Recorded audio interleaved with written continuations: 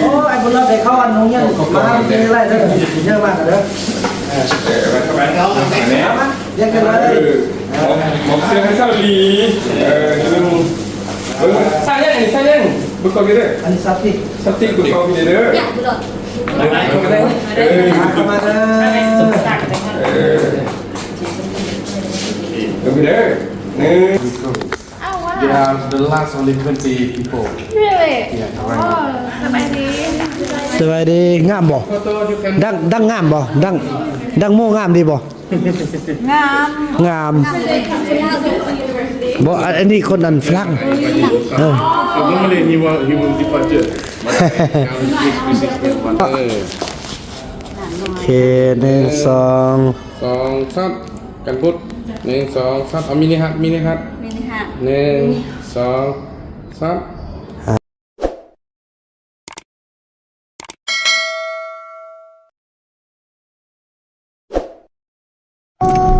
โอ้มันบ่หายบุญรอดสบายดีท่านผู้ชมเนาะถือว่าคลิปนี้หลังจากที่พวกเราได้เดินทางมาแต่เมืองปักอู่เนาะจากเฮือนของเสี่ยวทองเนาะก็ถือว่าหมอยาพื้นเมืองไปเนาะนี่หมอนี่โอ้สลีมกันนอนเฮ้ยจะได้ไอ้บุญรอดนะ พี่น้องเอ้ยอันเฮาไปแวะนี่หน่อยนึงก่อนเนาะแวะอันเพราะว่ามันถ้าอาจารย์เพิ่นยังเห็นเฮาเด้อพี่น้องก็คือจะไปแวะเสี่ยวสมศักดิ์พี่น้องเนาะก็ถือว่าเพิ่นเป็นอาจารย์สอนอยู่มหาวิทยาลัยสุพรรณวงศ์นครหลวงพระบางพี่น้องเอ้ยสันเลี้ยวซ้ายไป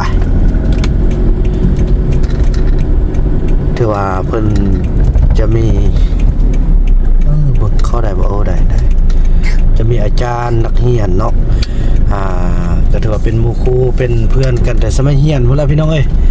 อีก400 เมตรเลี้ยวซ้ายตอนนี้เพิ่นก็เป็นอาจารย์สอนอยู่มหาวิทยาลัยแล้วพี่น้องเอ้ยเนาะ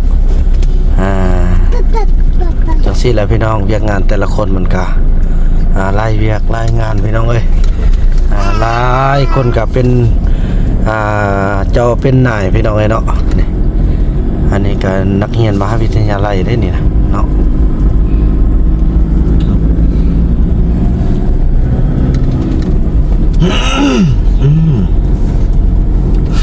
เป็นวัดเป็นไอขนาดพี่น้องเอ้ยเสี่ยวสมศักดิ์เนาะบ่เห็นกันหลายปีแล้วพี่น้องเอ้ยเพิ่นอยากเห็นเลี้ยวซ้ายแล้วเลี้ยวซ้ายแล้วเลี้ยวซ้ายบ่โอเคเลี้ยวซ้ายไปซื้อนี่ไปในเมืองบ่ใต้แต่ยอนสิริพี่น้องเอ้ยเลี้ยวซ้ายแล้วเลี้ยวขวาขอบคุณหลายๆครับ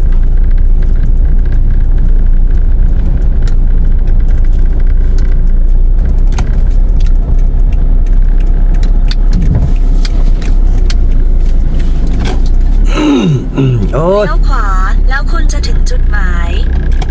นี่คือห้องเรียนมหาวิทยาลัยสุภานุวงศ์พี่น้องเนาะแน่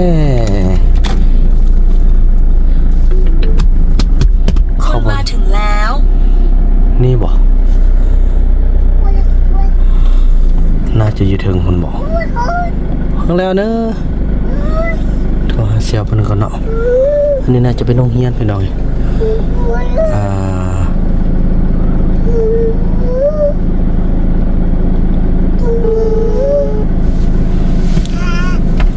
น่าจะอยู่ถึงหมดแล้วพี่น้องฮัลโหลเสี่ยวเฮาฮอดแล้วก็เสี่ยวเราอยู่บนไหนโอเคขอบใจเสี่ยวอยู่นี่แหละพี่น้อง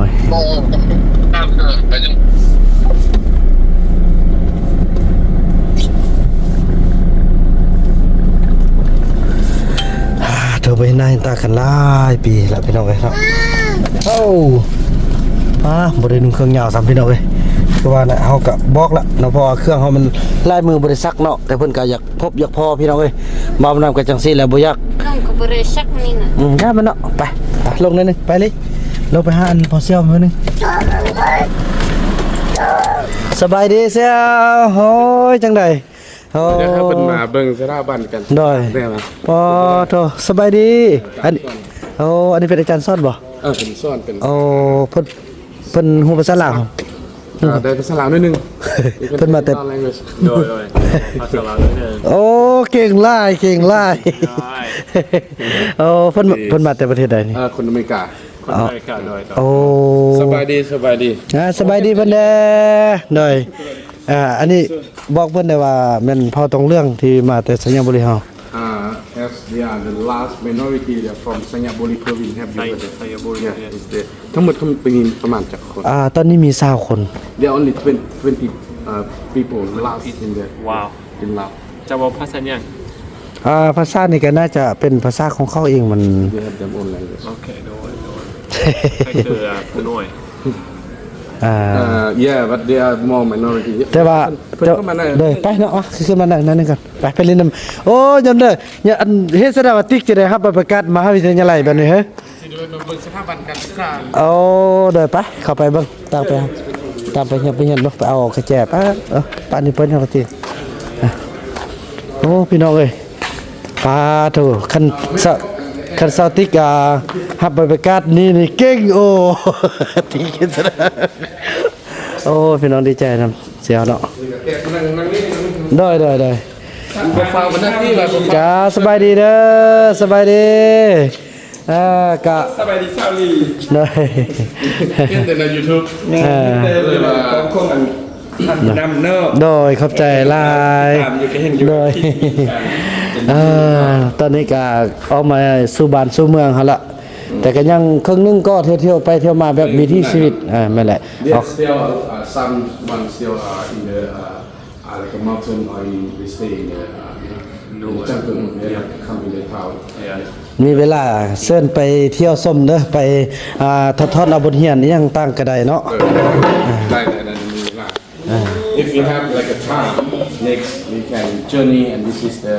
village especially where they stay อันนี้เป็นน้อง because they have the last 20 people on it right now แล้วอันนี้มีลูกสาวอ่ะ มาทางโน้นกัน ลูกอันนี้ ครับสบายดีอันนี้มาเป็นสักครั้งเลยบ่ได้คนสบายดีจ้ะ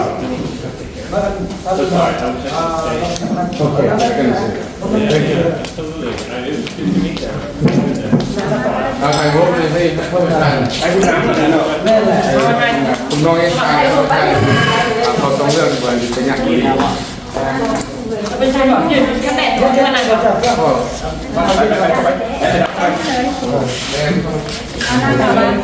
ซึ่งอาจารย์มานี่อาจารย์ให้ไปเลยโอ้กองคนละนี่อาจารย์ให้ไปเลย เราดูล่างเลย หนึ่งสองสามหนึ่งสองสามหนึ่งสองสามเอาจน ลองเข้า ลูกเจ้าน้ำของเขานี่แล้วทานเที่ยงเนาะยังทานยังไง เข้าเลยบอกตั้งอีกจับที่เข้าเลยบอกไ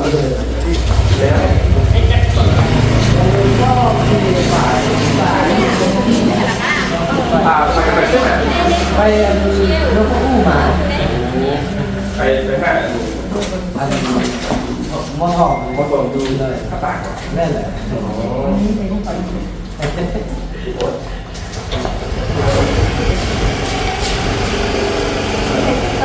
นี่เข้าไปเนี่ยไปรถไฟปักหู เสี่ยวเอาคนเข้าไปนั่งข้างในเลย โอ้ได้ไปนั่งอยู่ที่นี่มันเย็นพี่น้องเอ้ยเนาะก็ถือว่ากินน้ำกินไหนก่อนจึงเดินทางเพราะว่าเวลาของเบาน้ำก็จำกัดได้พี่น้องเอ้ยเนาะเพราะว่าฟ้าไปผลิตยาได้ปุ๊บสบายดีสามหาลัยโอ้น่าฮักพี่น้องเอ้ยเนาะแม่งามบ่น้องงามเด้อน้องก็งามเหมือนกัน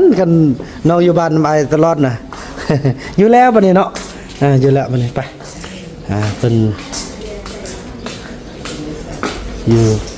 เพิ่นให้มาเที่ยวทางห้องใดใส่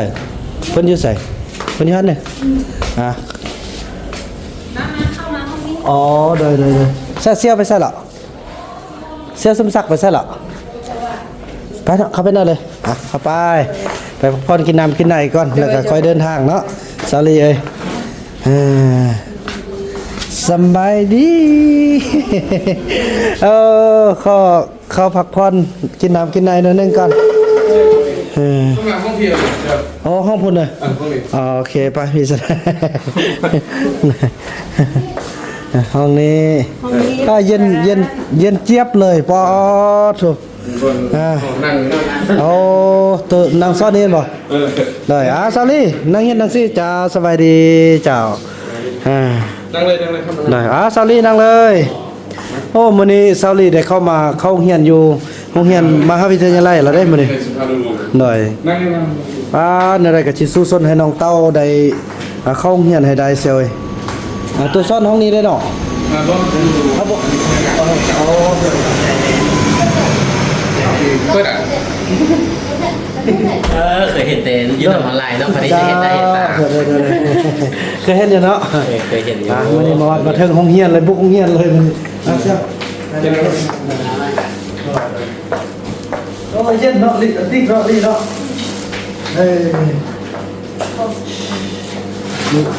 กันมาพาดูได้ถึงเข้า เอาเวลาเฮาก็เผาอันนั้นก็เป็นที่อันสิญาณ จะได้มาเป็นงานเรามืออบเดินกันนั่งกันมาที่มา แม่อันนั้นเส้นทางได้แล้วก็มันพวกซาอุดีคือกันบ่รู้ยุ่งยากได้ตอนนั้นบ่แหละขึ้นเสียทองเลยครับ น่ะพอดีขึ้นเงินเชื้อทองเราก็ ตัวยังสำเร็จยังเป็นวันนี้เนาะ เย็น เคยเห็นแต่อายเพื่อนเอาลงยูทูบขึ้นมามือกินได้มาเห็นเพื่อนอันนี้ ชีวิตเลยเลิกเกินก็ได้ชีวิตประจำก็ได้แค่ได้แต่ได้มาช่วยกันมองได้มาช่วย มันขึ้นนี่นั่นเงินเชื้อทอง นอนให้เสียทองแต่ว่าเพิ่นเพิ่นโดนพักให้นอนอยู่5 บาทมันจะมาตายบ้านใช่ว่า บางบาง ไม่แหละอันคิดอันที่น่ะลงมาครับ ครับ ขาลายขาลายมีตะลุง ลมกับทางใส่สบายครับ ดีใจโอ้ยดีใจมันยังเป็นต้องให้กันเดี๋ยว เขาจะไปชิกลับกันเลยมึงเห็นเวลาจะไปย่างมันคนหนึ่งคนต่อ เอามาจะมีชุดกับมัดแล้วบ่มีเวลาสร้างเลย ต้ ต่ อ อง ว่าคนตกแรง เปลี่ยนไปเป็นเราเดือน1 เดือน2 เดือนกัน2 เดือน เอาของตอนให้ เอาเป็นกองฟ้ากองตอนเป็น เดือน เสื้อ ละ5เป็นอะไรที่พันนุ่ม ดีไหมดีไหม ถ่ายรูป เท่านี้ มาพี่มาถ่ายรูป ให้พวกเลยมากินดูนะมาแล้วมันกินดูบ่ลูกย่างกันได้โอ้ไอ้บุญรับได้เข้าอันน้องย่างมากินอะไรเด้อเยอะมากเด้อ ไปเขาอันนี้ มาเรียกกันมาเลย หมอเสื้อให้เศร้าดีลุงสร้างยังสร้างยังบุกเข้าไปเลย อันนี้ซับสิ สติบุกเข้าไปเลย อยากบุหรี่ เข้าไปเลย เข้ามาเลย เข้าไปเลย1 2 3 1 2 3 จะไปซิมเข้ามาเลย เป็นยังเป็นยัง1 2 3โอเค มาจับมันก็มาโอ้ยมันลงข้าว ใส่แล้ว 1 2 3 1 2 3 acting นะ acting นะ โอเค ขอบใจเลย ครับมีอาจารย์เข้ามาจัดทุ่มมาอาจารย์มาถึงที่เข้ามา เอาไปนุ่มได้เลยเด้อ เล่นๆมากันดิเรียนมาจะสมัย โอ้เป็นงามคือคอมโบได้นี่นะเซลคอมโบได้ซาลีสติ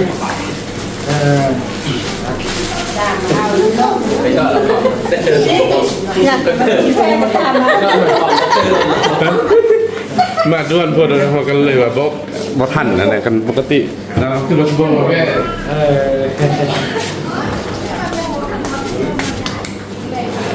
เขานำสบายผมเป็นคนพอมันเขามีอันจุดมีเพิ่นโลหะแล้วพอกันสกินนี้มันจะเพิ่นกินบนเพิ่นจะกัน อยู่ใส่สิ่งนี้นะ มันจะต้องสัญญาณเลยแหละมัน ประมาณนะช่วงแรกนี่มัน สบายดีเด้อสบายดี สบายดี แล้วใครรู้ไหม อันนี้ซาวลิกอันนี้ลูกเพิ่นแล้วก็อันนี้ เสี่ยวน้อง ซาวลีดีใจที่ได้มาเพิ่ง เสียงเมื่อยที่เด็กที่ไหน มันปฏิเสธอะไรบางทีว่าโอ้สิขับไฟเลยไปเลยแบบมันทางโลกทางแล้ว อันนั้นมาที่เมืองพ่อมาที่ ด้วยแม่ ทางผ่านมาเบกันมา แต่ไม่ได้นี่แค่พูดนะ ขึ้นมามันอยู่ในตัวนครหลวง ไปแล้วแบบนี้ไปนั่งก็นั่งดูรับดีออกทางนั้นเลยแค่พูด อันนี้กินแล้วครับติ๊กอันนี้กินไหม งานว่าไม่อยู่ อันนี้ก็ว่าเห็นแต่อยู่ไหนนั้นเพราะว่าจะได้ยาเหมือนนั้นนั่นอยู่กระลักถึงเงินเนาะ เชื่อประมาณ ก็เคยให้เชียวไปซื้อข้าว เอาซื้อตลาดเป็นยังไงได้เองก่อนได้ค่าย เชื่ออันอยู่ป่าในยังประมาณกี่คน แย่ไหนกูแย่ ทั้งหมด20 คนแล้วก็มาให้ได้ประมาณ9 คนเลยนะแล้วก็เข้าเยี่ยมนึง มาอยู่ในก็คนเจอเลือดสิบเอ็ดอยู่ป่า ก็แม่น่ะเขาจะถ้าจะมาเที่ยวเอาเขามันจะไปกินปลากินไปแล้วก็ได้กินปลาลูกกันมาเอา เราบุญเนี่ยโบมาอยู่เอา ใส่น้องวันหน้าที่เลยแข็งไหม ในการจะพยายามให้มันได้ สวัสดีลูกค้าก็มี เศร้าดีเออนี่เนาะไม่สอบติดเนาะเศร้าติดไปหินไปซื้อเนาะ นี่จะชื่ออะไร เนี่ยพอดีไป นึง ตัวจริงเลยพอดีนะ ตัวจริงเส้นจริง จริงนะ จะเที่ยวนึงเลยอาทิตย์นึงมากันมาค่ายยา ทันมาถึงช่วงห้องเก่งนอดเดียว ด้วย หอมเก่งเนาะ สอง 1 2 3 สองสองสามเอ๊ะงานเรา 3กันพูดเอาแอคชั่นแนว1 2แอคชั่นมินิภาพโอเค ใจ ใจ อันนี้นี่เกิดกับมือไหนเลยใส่มือไหน บ่เมาหลบนะ เป็นบ่เมาหล เป็น บ เขาตรงเรื่องคนพิษมีคงวันที่เดือนปีเกิดแน่นอนที่สุดเลยเพราะเกิดกับมือเลย พอแล้วนะ แต่กี้ไม่แหละแต่กี้คือน้ำพริกเนี่ยเขาจะจับบ่ได้เลยไปแตะไปตองบ่ได้เขากินนี่เขาเฮ้ยนี่กูกิน โอ้ หลังจากที่ว่าเห็นความจริงใจที่เขามีต่อเข้าอะไรจนสามารถงมเลือดงมย่างอย่างไรนะขนาดพวกเขาก็จะงมนะก็เลยว่าเห็นความภาคความแพ้ในกาเสื้อมันเลยเดี๋ยวนี้กินเขานี่กินเครื่องเกี่ยวกันก็กินได้เลย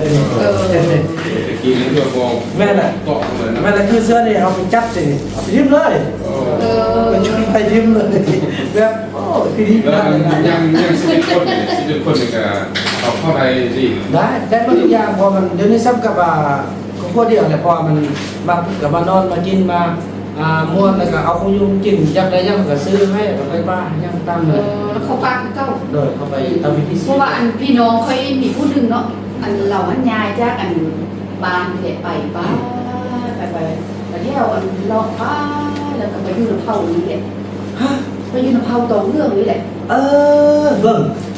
แล้วตายแล้วเดี๋ยวนี้น่ะ วะซื้อหน่อย ซื้อไอ้จัน ไอ้จัน ซื้อไอ้จัน เดี๋ยวนี้จันมีผู้นึงเลย ซื้อจันเราจันเราเป็นกระเทย เราเป็นกระเทยแล้วก็ป้าไปแม่นว่ะ ไปยุ่งเราจะมองเอาอันพี่น้องเขาจะว่าคือไปยุ่งเขาต้องเราตายแล้วตายเ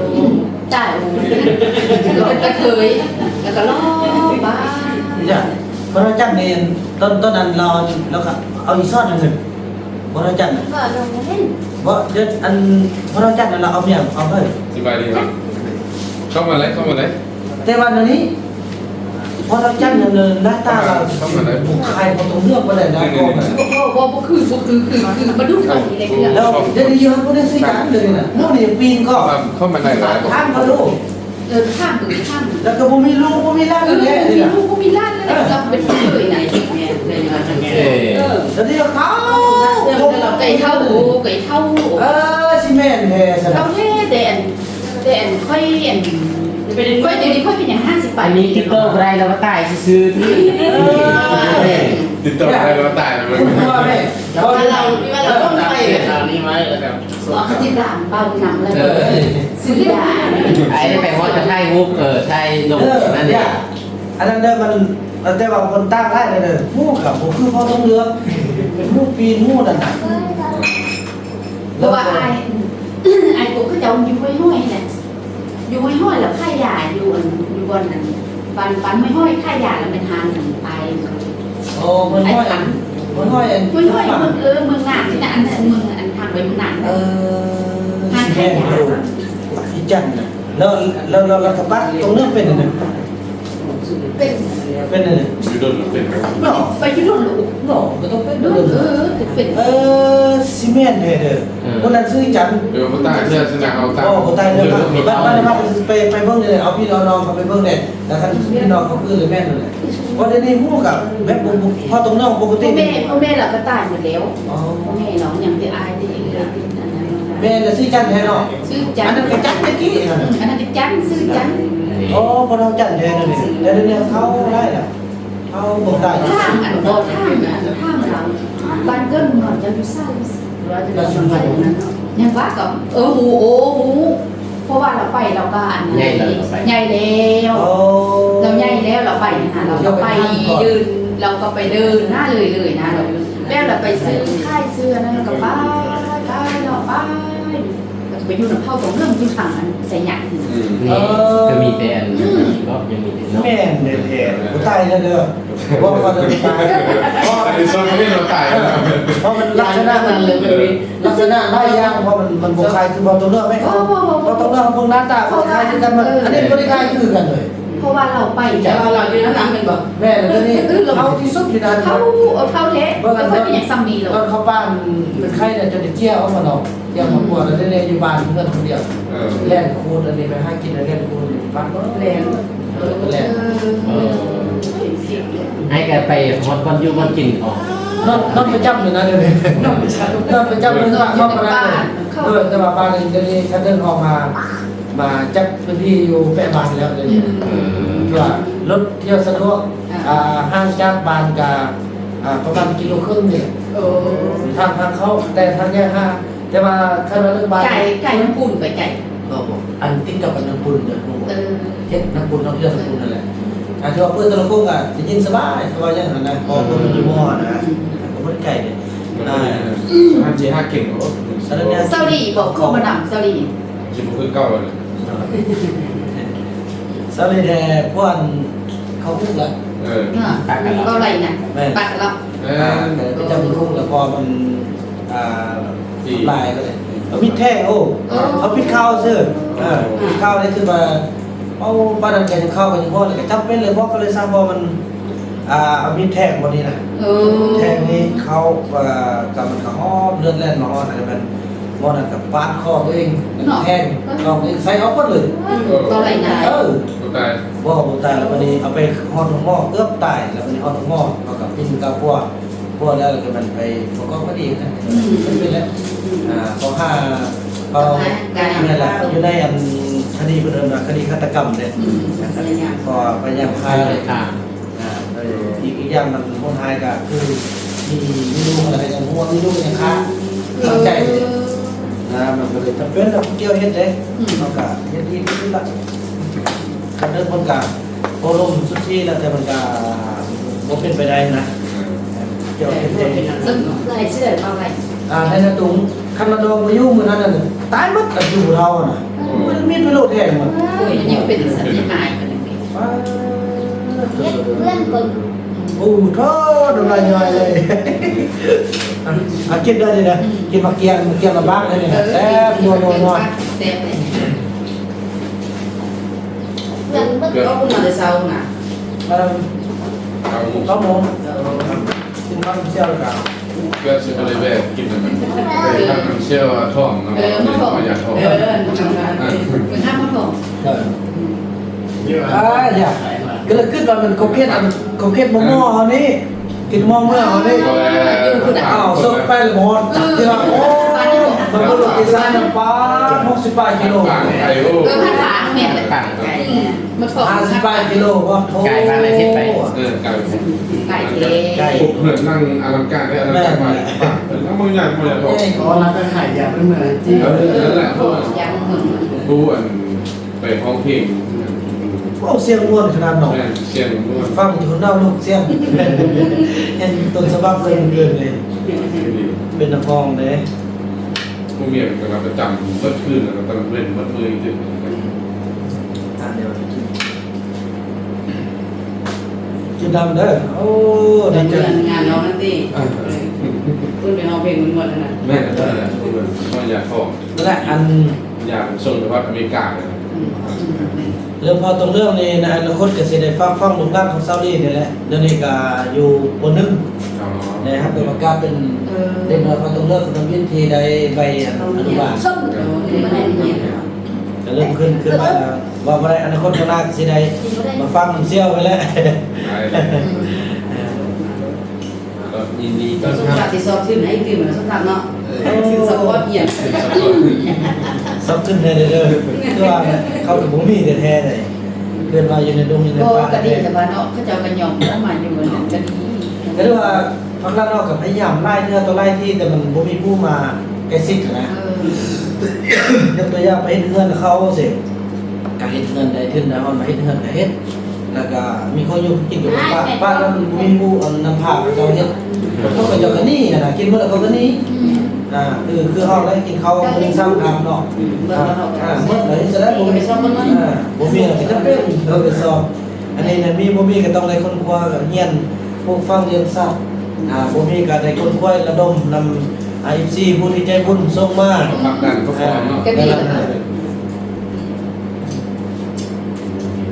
แล้วนี่การเรียนมาจากประเทศเพราะว่าแล้วไม่ได้สิเป็นเราไม่ใช่คนเดียวกันบ้างเราโดนผ่าน เป็น นี่ แม่ แม่ นั่นแหละขอโทษอภัยกันแล้วการแต่งตัวเป็นสุภาพ โอ้ยเป็นยังดีก็เป็นยังละคร บ่ฮู้อันนั้นนี่ ป้าดอกบ่เห็นตอนนั้น เสี่ยวจนมาเห็นว่าโอ้คอยติดตามตลอดอยู่ว่ะไปเบิ่งคลิปต ก็ ลอด เป็นความบุญนำ เออ เป็นสมศักดิ์แบบไม่แห้งความบุญนำมานี่นะไปเบิ่งตลอดเลยคอยแบบ ผู้เมียเขาพิดกัน มันแล้ว นำตลอด ไม่รู้ความจริงหรือไม่ครับรู้แล้ว ที่เราให้ว่าเอากระเบื้องแต่ละเราอยู่เราเบิ้งแต่ละพวกนี้นี่แต่เชี่ยวเอาลงนะก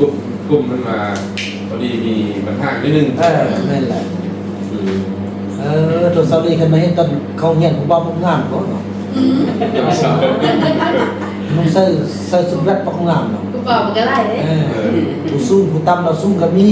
มักเราสู้เราเด้มันโกงว่ะผมว่าเราจะหาย จะหาเนี่ย ซ้ำเดือนไปจน4 เดือนแล้วคนว่าคนนั้นคนป้าก็จะหายคนลาวตะกี้ว่า บ่ฮู้อายุเท่าไหร่บ่ พวกงง แป เล ล ย ว่า เนาะ เดี๋ยวนี้มักเพราะว่าเราสู้สิเราถึงมักบ่ บ่าย บ่มัก เอาเลย เราถึงก็บ่มัก บ่ ปานนั้นว่ามักไอ้เฟื่อง มันไม่ลงไปเฮ็ดบ่ บ่คมฮักแล้วมักบ่ เพื่อนเขามาวันตึงจัง ยันกับลึกตึงตัง ตึงตั้งมา เขาไปนอนบ่ได้ไปลูก เขากับ ผู้เล่านี่บ่มักก็เต้จะหายละเต้ อันอยู่ดิสิญญาอันคนอันเขาให้คือบ่ได้อันต้มข้าวเขาให้กินพอจัน ไปเวลาไปเฮ็ดว่าจันกินอันโยนเลย เพื่อนโยนเลยให้ซ่อมเพื่อจะเถื่อเขาให้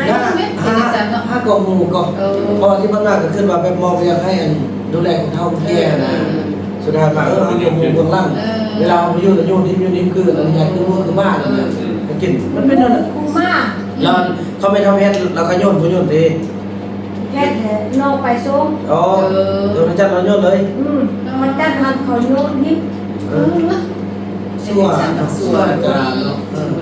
มันจะมีคนดีคนบ่ดีเนาะ กูดี แต่คนบ่ดีก็หมดแล้วแหละได้เข้าคุกแล้วได้จับคนแล้วบัดนี้เรื่องมีแต่คนดีบัดนี้นะ อันคนนี้ต้มข้าวต้มแกงตะเอาดีอันนี้ต้มข้าวก่อนข้าวชุบกันก็โยนทิ้งมัน คนเอามือแล้วมันก็กับมือ หน้ามือเป็นละมือเคยเห็นแต่อยู่ในละครแบบนั้นน่ะตอนจะนายอยู่นี่ดีมอพันโดยบัดเบื้องหลังแล้วเป็นเดี๋ยวนี้เนาะ เป็นสัตว์เป็นแบบมือมา หน้ามือเป็นละมือ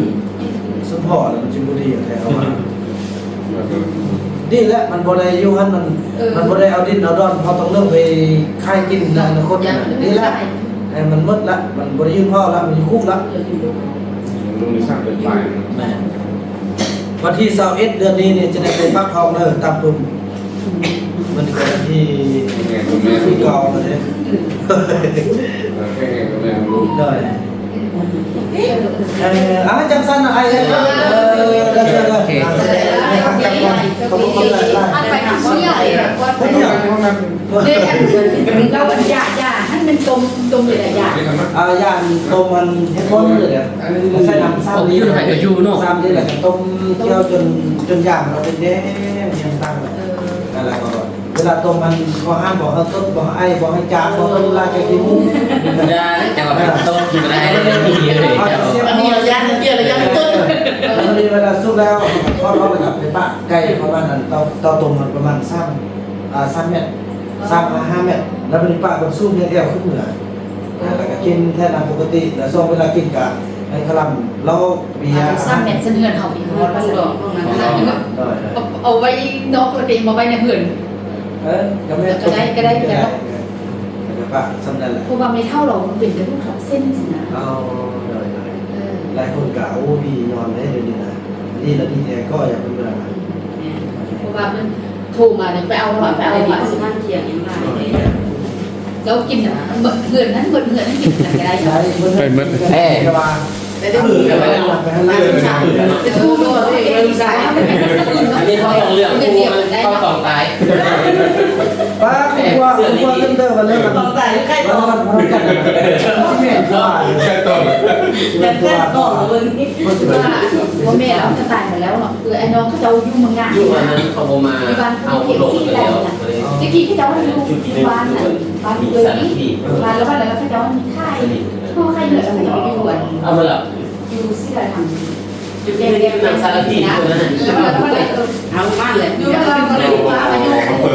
มีอะไรเป็นหมายทางว่าเอามือเป็นสายยาง มันมาเลยผู้ชายแล้วคือเอามา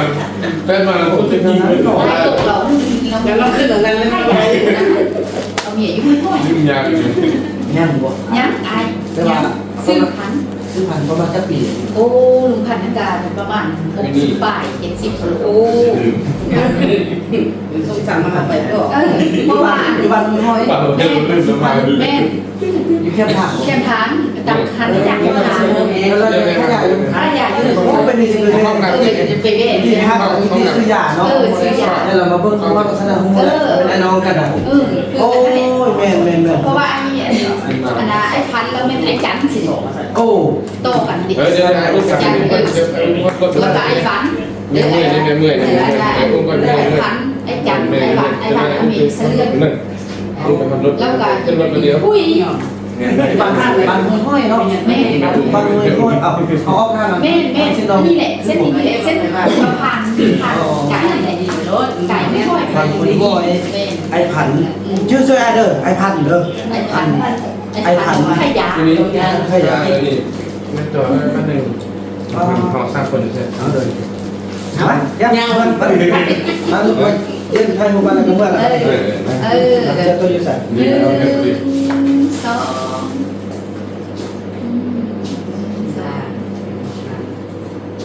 โอเค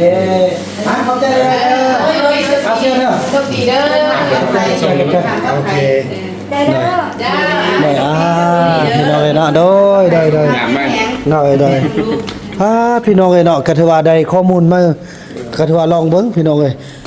ซื้อผันน้องซื้อจันสบายดีโอ้พี่น้องเอ้ยผู้สาวงาม beautiful ที่เสื้อบ่ นั่นแหละ สบายดีป้าเถอะเบิ่งซาลี่สติ๊กบ่เบิ่งอย่า The last minority in Laos got strong young minority. Very strong Sayak people. They are the last only 20 people. Really? Yeah, Oh, right. somebody. สบายดีงามบ่ดังงามบ่ดังโมงามดีบ่ งามบ่อันนี้คนอันฝรั่งNormally he will departure. เสี่ยวบอกเพิ่นนั่นอยากฮู้เรื่องราวแล้วเข้าไปเบิ่งทางช่อง YouTube เด้อ YouTube BN ซาวลาว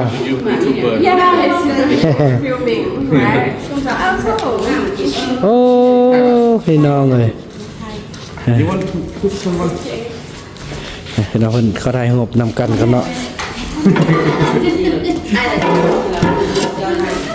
Yeah, so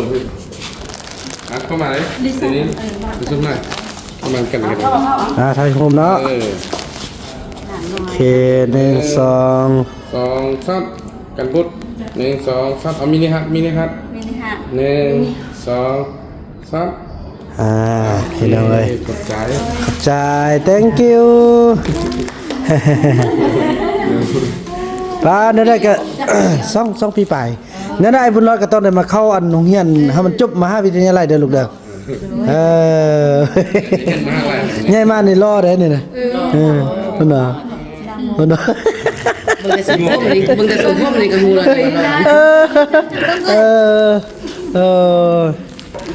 เสียวเด้อนั่นน่ะเนาะเดินทางกลับบ้านกันก่อนพี่น้องเอ้ยโดยโดย มีเวลาเรามาเยี่ยมไม่ยามกันเราพาไปรอบไปเที่ยวนึง โดย คนเมื่อวานเนี่ยก็เราท่า เนาะ เฮาก็เวลานั้นพูดเฮาก็ได้ขอบใจเสียอะไรถือว่าพี่น้องเอ้ยภาพบรรยากาศนี้บ่าวบุญนำก็จะขออนุญาตจบคลิปกันเพียงส่ำนี้ก่อนพี่น้องเอ้ยเนาะแล้วก็ว่ากันในคลิปต่อไปพี่น้องเอ้ยคลิปนี้บ่าวบุญนำขอกล่าวคำว่าสบายดี